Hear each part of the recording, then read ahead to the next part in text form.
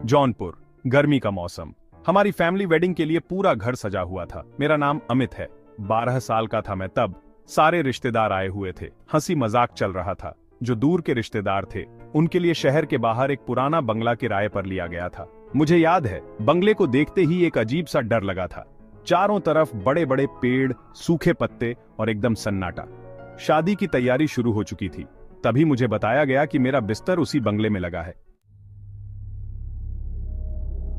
मन में थोड़ा डर तो था, पर जाने की एक्साइटमेंट भी थी।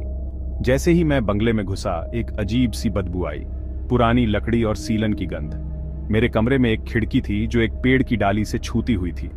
हवा चलने पर खिड़की हिलती और आवाज आती, जैसे कोई फुसफुसा रहा हो। जल्दी से खाना खाकर मैं अपने कमरे में आ गया। कमरे में एक बिस्तर, एक अलमारी और एक टूटी हुई कुर्सी के अलावा कुछ नहीं था। जैसे ही मैंने बत्ती बुझाई, कमरा एकदम अंधेरा हो गया। खिड़की से आती हवा की आवाज अब और भी ज्यादा डरावनी लग रही थी। नींद आने लगी थी कि तभी मुझे एक आवाज सुनाई दी, जैसे कोई चल रहा हो। मैंने डर के मारे कान लगाकर सुना। आवाज साफ सुनाई दे रही थी। डर से मेरी सांसें तेज हो गईं। मैंने कंबल सर तक खींच लिया।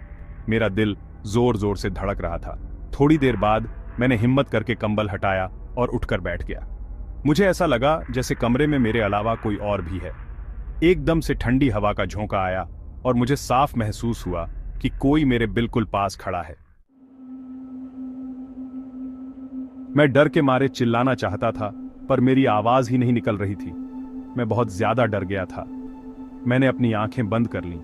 मैं मन ही मन भगवान से प्रार्थना कर रहा था कि ये सब एक बुरे सपने जैसा हो।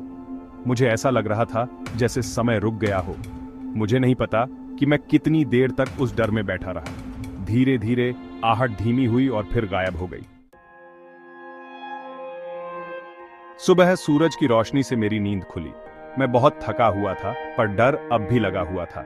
मैंने हिम्मत करके इधर उधर देखा। कमरा खाली था। सब कुछ वैसा ही था जैसा मैंने छोड़ा था। नाश्ता करते समय मैंने सबको रात की सारी बात बताई। मेरी बात सुनकर सब हैरान रह गए। तभी बंगले के मालिक, एक बूढ़े आदमी ने बताया कि बहुत साल पहले इसी कमरे में एक औरत ने खुद को मार डाला था। उसके बाद से ही लोग यहाँ अजीबोगरीब घटनाओं के बारे में बताते हैं।